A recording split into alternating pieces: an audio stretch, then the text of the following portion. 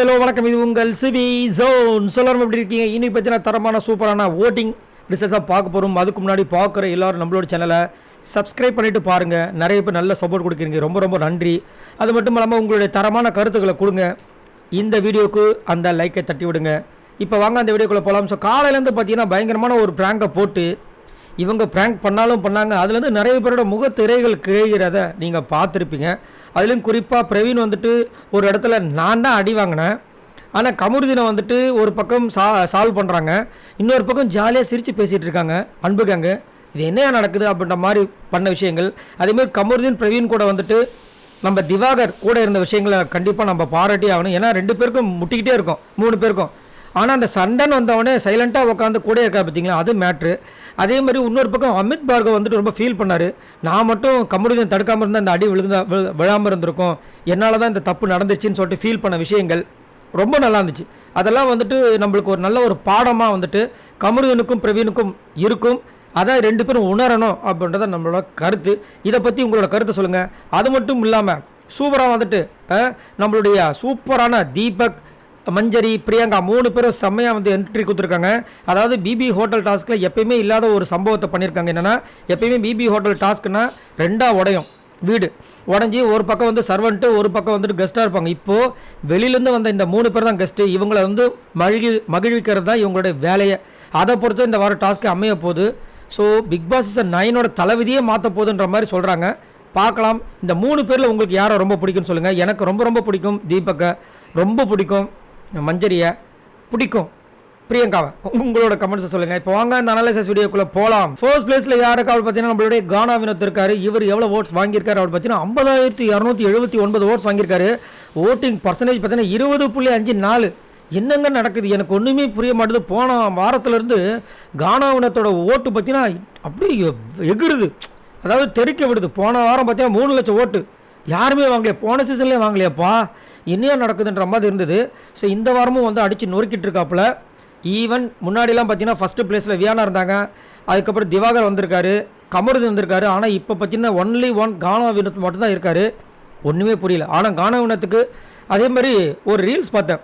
என்னென்னா, நம்ம அவர் பேர் சூப்பர் பேர், கானா பாட்டு தான், ஏன் மைமா பேர் தாண்டா அஞ்சலன்னு ஒரு பாட்டு வரும் பாருங்க. அந்த பாடினவர் வந்துட்டு மேடையில் வந்து நம்ம கானா வினோத் அவர்கள் நம்மளுடைய நண்பர், நம்ம அவங்க வந்து உள்ளே போயிருக்காங்க, அவங்களுக்கு சப்போர்ட் பண்ணுங்கள் அப்படின்னு சொல்லிட்டு நிறைய இடங்களை பண்ணுறாங்க. அதை வந்து நிறைய பேர் ஷேர் பண்ணுறாங்க. இதனால தான் அவருக்கு வந்து இவ்வளோ ஓட்டு வருதுன்னு. இது வந்துட்டு எல்லா இடத்துலையும் நடக்கிறது தான். இப்போ வந்து இது வந்து தெரியுது, இவங்களாம் வந்து கானா கலைஞர்கள் இருக்கிற ஒரு காரணத்தினால. வியானாவோட ஃப்ரெண்ட்ஸ் சர்க்கிளில் வந்து அவங்க சொல்லுவாங்க, கமருதீன் ஃப்ரெண்ட்ஸ் சர்க்கிள் அவங்க சொல்லுவாங்க, திவாகருக்கு அவருக்கு யார் சொல்லுவாங்க தெரியல. இந்த மாதிரி நடக்கும். ஸோ இது வந்து வெளிப்படையாக தெரிஞ்சிருச்சு. பட் அதனால் வந்துட்டு இவருக்குலாம் இந்த மாதிரி ஓட்டு வருது தெரியுங்களா அப்படின்லாம் ஒரு சில பேர் கமெண்ட்ஸ் பண்ணுறாங்க. பட் கானா வினோத் உண்மையிலே நல்லா பர்ஃபார்மன்ஸ் பண்ணுறாரு. ஒரு சின்ன ஒரு இடையூறு இருந்துச்சு, அதை இப்போ மாற்றிக்கிட்டாரு. சூப்பராக இருக்குது. 2வது பிளேஸ் பார்த்தீங்கன்னா வியானா இருக்காங்க. இவங்க எவ்வளோ ஓட்ஸ் வாங்கியிருக்காங்க அப்படி பார்த்தீங்கன்னா 29,883 ஓட்ஸ் வாங்கியிருக்காங்க. ஓட்டிங் பர்சன்டேஜ் பார்த்தீங்கன்னா 12.21. வியானா அந்த ஒரு பாயிண்ட் செம்ம மாதம் பேசுகிறாங்க, இல்லைன்னு சொல்ல.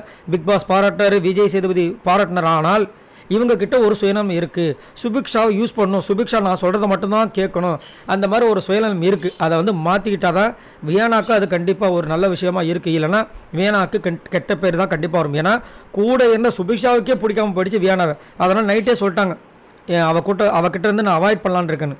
அப்போ யோசிச்சு பாருங்கள். ஏன்னா எல்லாத்தையுமே சூப்பர் கரெக்டுன்னு சொன்ன சுபிக்ஷாக்கே தாங்க முடியல. அப்போ வியானாவோட ட்ராக் வேறு எங்கேயோ போகுது. அது மட்டும் இல்லாமல் சுபிக்ஷா சொன்னாங்கன்னு சொல்லிட்டு உடனே இன்னும் என்னை வந்து கேமரா முன்னாடி தப்பாக ரிஜிஸ்டர் பண்ணுறியா அப்படின்ட்டாங்க. ஸோ இதெல்லாம் கொஞ்சம் பார்த்துக்கணும். Viana be careful. 3வது பிளேஸ் பார்த்தீங்கன்னா திவாகர் இருக்கார். இவரால் ஓட்ஸ் வாங்கியிருக்காரு அப்படி பார்த்தீங்கன்னா 27,338 ஓட்ஸ் வாங்கியிருக்காரு. ஓட்டிங் பர்சன்டேஜ் பார்த்தீங்கன்னா 11.17. ஸோ திவாகர் நல்ல மனிதர் தான், அது எதுவும் மாற்றுக்கிறதே கிடையாது. இந்த பிக் பாஸ் பொறுத்த வரைக்கும் பிக் பாஸ் வெளியில் வந்து அவர் எப்படி இருந்தாருன்னு சத்தியமாக தெரியாது. நிறைய பேர் நிறைய விஷயங்கள் சொல்லிட்டு தான் இருக்காங்க. பட் இங்கே இருக்கார். ஆனால் சொன்ன விஷயத்தையே திரும்ப திரும்ப சொல்லும்போது தலை வலிக்குது. நல்லவர் தான், சொல்கிறது நல்லது தான், நியாயமானது தான், தலை வலிக்குதுப்பா, முடியலப்பா அப்படின்னு இருக்குது. அதேமாதிரி திவாகர் பேசும்போது மட்டும் கையில் வந்து தலைவலி மாத்திரை, தலைவலி தைலம் எல்லாத்தையுமே வச்சுக்கணும் போல இருக்குது. ஏன்னா பேசி முடிச்சோன்னா மாத்திரையை போட்டணும், இல்லைன்னா முடியலை அப்படின்னு இருக்குது. அதே மாதிரி வேறு வழி கிடையாது. திவாகர் வந்து அந்த மாதிரி ஒரு மனிதர் தான். அவரை கூப்பிட்டு வந்து இந்த பிக் பாஸ் வீட்டில் வச்சிங்கன்னா அவர் அப்படி தான் ப்ளே பண்ணுவார். அதை நம்ம சகிச்சுக்கிட்டு தான் ஆக வேண்டும். ஆனால் இன்றைக்கிங்க கண்டிப்பாக சொல்லி ஆகணும், ஈவன் தோ பிரவீனும் கமருதீன் நம்மளுக்கு எதிரி தெரிஞ்சாலும் கூடயே இருந்தார். அதுதான் உண்மையான ஒரு பாசமாக நான் பார்க்குறேன். ஏன்னா மற்றவங்களாம் அன்புகங்களாம் வச்சு செம்மையாக ஜாலியாக என்ஜாய் பண்ணுவோம். செம்மையாக இருந்துச்சுலடா, என்ன நடக்குது இங்கே, சண்டை நடக்குது, ஒருத்தருக்கு ரெட் கார்டு கொடுக்கறதுக்கு பேசிகிட்டு இருக்காங்க, அதாவது ப்ராங்கில். இன்னொருத்தர் அடி வாங்கியிருக்காரு, அவங்கக்கிட்ட வந்து பேசாமல் ஜாலியாக ஒரு கும்பல் வந்து சிரிச்சுக்கிட்டு இருக்கு. அதுக்கு திவாகர் எவ்வளோ மேல். 4வது பிளேஸ் பார்த்தீங்கன்னா கமருதீன் இருக்காப்புல. இவர் எவ்வளோ ஓட்ஸ் வாங்கியிருக்காரு அப்படி பார்த்தீங்கன்னா 26,892 ஓட்ஸ் வாங்கியிருக்காரு. ஓட்டிங் பர்சன்டேஜ் பார்த்தீங்கன்னா 10.98. ஸோ கமருதீன் பா என்ன நடிப்பு அரக்கன் கண்டிப்பாக சொல்லலாம். கமருதீனை சொல்லலாம், பிரவீனை கண்டிப்பாக சொல்லலாம், பிரஜினை கண்டிப்பாக சொல்லலாம். 3 பேர் என்ன அட்டகாசம் பண்ணி இதில் வேறு கன்ஃபியூஷன் ரூமில் போயிட்டு யாஹூன்னு ஜாலியாக என்ஜாய் பண்ணுறாரு. உங்களை யாகுவால் வெளியில் வந்து எத்தனை பேர் வந்துட்டு வருத்தப்பட்டு இருக்காங்க, ஏன்யா அப்படின்ற மாதிரி இருந்துச்சு. அதேமாதிரி கமருதீன் நல்ல ஒரு ஃபன்னான ஒரு கேரக்டர் தான். சில நேரங்களில் வந்து வாயை விட்டதுனால தான் அவருக்கு வந்து அடி சம்மாடி விழுகுது. அதேமாதிரி கொஞ்சம் மற்றவங்க என்ன சொல்கிறாங்கன்ற காதில் வாங்கணும், மனசில் ஏற்றணும், மூளையில் ஏற்றணும், ஏற்றிட்டு அதுக்கப்புறமா ப்ராசஸ் பண்ணணும். அதேமாதிரி நேற்று வந்துட்டு பிக் பாஸாகவே கலாச்சார். அதுக்கு நான் ஒரு வீடியோ போஸ்ட் பண்ணியிருந்தேன். அவர் வந்து பிக் பாஸ் வந்து எச்சரிக்கை கொடுத்தாருன்னு. அவர் எங்கே எச்சரிக்கை கொடுத்தாரு அப்படின்னு ஒருத்தங்க கமெண்ட்ஸ் பண்ணுறாங்க. காரணம் என்னென்னா கமருதீனை பிடிச்சிருக்கு நிறைய பேருக்கு. ஈவன் தான் அவர் தப்பு பண்ணாலும் பிடிச்சிருக்குன்னா அந்த அளவுக்கு அவர் வந்து வளர்ந்து வந்துட்டுருக்காரு. கொஞ்சம் ஃபேன்ஸ் இருக்காங்க, அதாவது மைண்டில் வந்து கொஞ்சம் மைண்டில் வச்சுக்கணும், நம்மளுக்காக வெளியில் ஃபேன்ஸ் இருக்காங்க, அவங்களுக்காக நம்ம கரெக்டாக விளையாடணும்னு. அதை பண்ணார்னா இன்னும் நல்லா ஓட்டு வரும். பார்க்கலாம் என்ன நடக்குதுன்னு. 5வது பிளேஸ் பார்த்தீங்கன்னா விஜய் பார்வதி இருக்காங்க. இவங்க எவ்வளோ ஓட்ஸ் வாங்கியிருக்காங்க அப்படி பார்த்தீங்கன்னா 23,990 ஓட்ஸ் வாங்கியிருக்காங்க. ஓட்டிங் பர்சன்டேஜ் பார்த்தீங்கன்னா 9.8.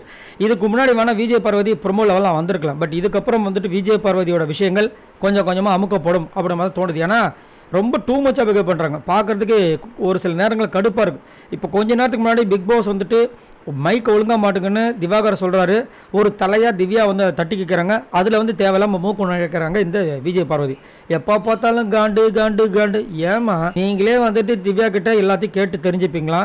அதுக்கப்புறம் திவ்யாவை நீங்களே வந்துட்டு அது எப்படி நீங்கள் பேசலாம்னு சொல்லுவீங்களா? இதெல்லாம் நல்லாவா இருக்குது? ஸோ விஜய் பார்வதி ஓகே, ஒரு சில இடங்களில் வந்து பேசுனாங்க, நிறைய பேரோட முகத்திரை கிழிஞ்சுது.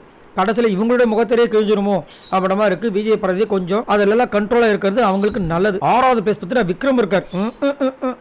ஐயோ இவர் எவ்வளோ ஓட்ஸ் வாங்கியிருக்காரு அப்படி பார்த்தீங்கன்னா 23,845 ஓட்ஸ் வாங்கியிருக்காரு. ஓட்டிங் பர்சன்டேஜ் பார்த்தீங்கன்னா 9.74. இதில் கொடுமை என்ன தெரியுங்களா, நேற்று அவர் 7வது பிளேஸில் இருந்தார், சபரியை கீழே தள்ளிட்டு மேலே வந்திருக்காரு.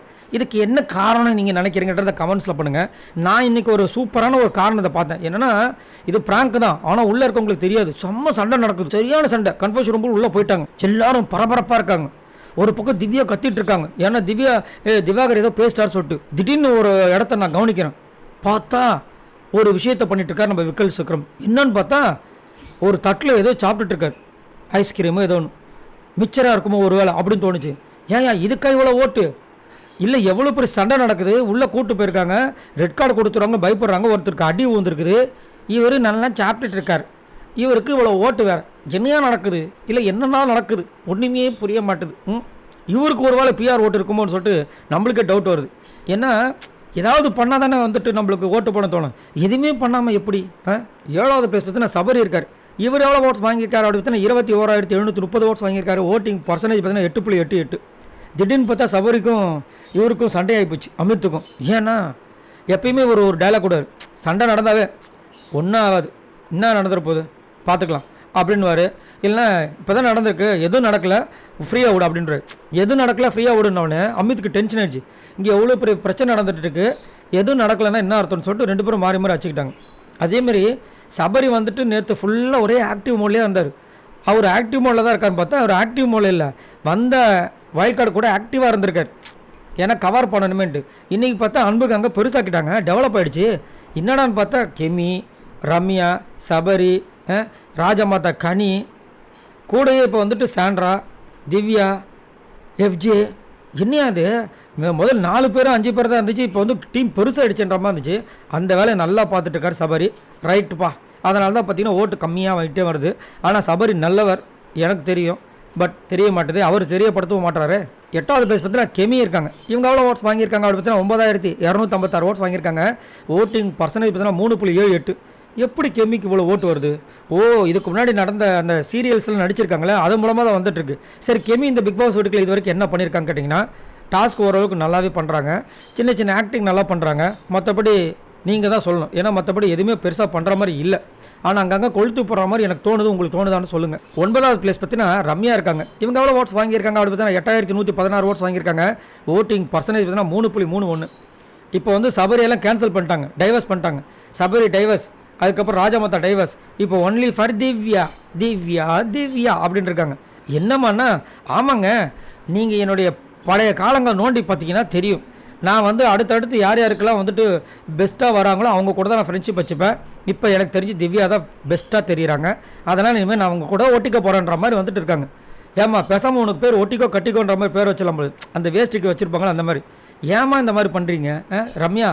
ஏம்மா அப்படின்னா எனக்கு பயமாக இருக்குங்க. நாமினேஷன் ஃப்ரீ பாஸ் கொடுக்க மாட்டாங்க, வேறு நான் என்ன தான் பண்ணுறது? இப்போ நான் திவ்யா கூட நான் ஃப்ரெண்ட்ஷிப் வச்சேன்னா திவ்யாவோட ஃபேன்ஸில் எனக்கு ஓட்டு போடுவாங்க அப்படின்னு உங்களுக்கு ஒரு நப்பாசை. ரைட்ரா? 10வது பேஸ் பார்த்தீங்கன்னா எஃப்ஜே இருக்கார். இவர் எவ்வளோ ஓட்ஸ் வாங்கியிருக்காரு அப்படி பார்த்தீங்கன்னா 8021 ஓட்ஸ் வாங்கியிருக்காரு. ஓட்டிங் பர்சன்டேஜ் பார்த்தீங்கன்னா 3.8. நேற்று பார்த்தீங்கன்னா 11 இருந்தார், இப்போ கொஞ்சம் முன்னேறி 10க்கு வந்திருக்காரு. முன்னேற அளவுக்கு என்ன பண்ணார் கேட்டிங்கன்னா, நேற்று வந்துட்டு திவ்யா வந்து வச்சு செஞ்சது தான் பாக்கி. ஆனால் நல்லா சோப் போட்டுட்ருக்கார். ஐஸு போடுறாரு பாருங்க வந்த வைல்ட் கார்டு என்ட்ரிக்கு. இவருக்கும் அமித்துக்கும் போல பார்த்தாரு. அவர் வந்துட்டு தம்பி இதெல்லாம் நம்மளுக்கு செட் ஆகாது கிளம்புன்ட்டார். அதனால் அவரால் முடிஞ்ச வரைக்கும் வீட்டில் இருக்கிற எல்லா சோப்பு, அதாவது ஹம்மாம்லேருந்து ஊர்வசி சோப்புலேருந்து எல்லாத்தையும் போட்டுட்ருக்கார். பிரஜனுக்கு மற்ற வந்த வைல்ட் கார்டு என்ட்ரிஸ்க்கெலாம். ஏன்ப்பா அப்படின்னு கேட்டால் வேறு வழி இல்லைங்க. 11வது பிளேஸ் பார்த்தீங்கன்னா பிரவீன் இருக்காப்புல. இவர் எவ்வளோ ஓட்ஸ் வாங்கியிருக்காரு அப்படி பார்த்தீங்கன்னா 7795 ஓட்ஸ் வாங்கியிருக்காரு. ஓட்டிங் பர்சன்டேஜ் பார்த்தா 3.18. பாவங்க, நேற்று லாஸ்ட்டில் இருந்தார், இன்னைக்கு கொஞ்சம் முன்னேறி மேலே வந்திருக்காரு. ஏங்க உயிரை குத்து ஒரு ப்ராங்க் பண்ணியிருக்காரு. இவருக்கு இந்த நிலைமையா? இவர் நடிக்கிறதில் நல்லா தானங்க பண்ணுறாரு, சண்டையும் நல்லா தான் போகிறாரு. இன்றைக்கி கூட சூப்பராக ப்ராங்க்லாம் பண்ணி அடிலாம் வாங்கியிருக்கேன். கொஞ்சம் கருணை காட்டக்கூடாதா அப்படின்ற மாதிரி வந்துட்டு பரிதாபமான நிலைமையில் பிரவீன் இருக்காப்புல. பிரவீனை பற்றி என்ன நினைக்கிறீங்கன்றத சொல்லுங்கள். பட் ஃபீல் பண்ணார், நான் அடி வாங்கியிருக்கேன் ஆனால் அன்புகாங்க சிரிச்சிட்டு இருக்கு அப்படின்ட்டு. லாஸ்ட்டாக பார்த்தீங்கன்னா துஷார் வந்துட்டார். பா சூப்பர். இவர் எவ்வளோ ஓட்ஸ் வாங்கியிருக்காரு அப்படி பார்த்தீங்கன்னா 7697 ஓட்ஸ் வாங்கியிருக்காரு. ஓட்டிங் பர்சன்டேஜ் பார்த்தீங்கன்னா 3.13. துஷாரை பற்றி என்ன சொல்லலாம்? ஆனால் சொல்லணும்னு எனக்கு ஆசை. ஆனால் அரோரா கூட வந்து பேசவே இல்லை காலையிலேருந்து. ஏன்னா அது கூட அவங்க கூட பேசியிருந்தா தான் நம்மளுக்கு ஏதாவது ஒரு கண்டென்ட் வந்திருக்கும். பட் சண்டை நடந்ததுனால அரோரா வந்து கமருதும் கூட பேசிகிட்டு இருக்கனா காரணத்தினால துஷார் வந்துட்டு எல்லாரையும் மூஞ்ச பார்த்துட்டு இருக்காரு. ஏதாவது சொல்லுங்கள் அப்படின்ட்டு. மற்றபடி இன்றைக்கி எதுவுமே அவர் பண்ணலை. இன்றைக்கி மட்டும் இல்லை, என்றைக்குமே பண்ணல. சரி, இவங்க எல்லாரும் மொத்தமாக வாங்கின ஓட்ஸ் இது வரைக்கும் பார்த்தீங்கன்னா 2,44,842 ஓட்ஸ் வாங்கியிருக்காங்க. ஸோ நீங்கள் உங்களோட கருத்தை சொல்லுங்கள். இந்த வாரம் மேக்ஸிமம் டபுள் எலெக்ஷன் இருக்கிறதுக்கு வாய்ப்புகள் இருக்குது. அதில் துஷாரும் பிரவீன் தான் போகிற மாதிரி இருக்குது. பட் என்ன கேட்டிங்கன்னா துஷாரும் எஃப்ஜேவும் போனாலும் சந்தோஷம், இல்லை துஷாரும் ரம்யாவும் போனாலும் சந்தோஷம், இல்லை எஃப்ஜேவும் ரம்யாவும் போனாலும் சந்தோஷம் தான். ஆனால் எஃப்ஜே ஏதோ ஒன்று பண்ணுறாரு, துஷார் அந்த மாதிரி இருக்கார். ஸோ உங்களோட கருத்துக்களை சொல்லுங்கள். பாய் நண்பர்களே.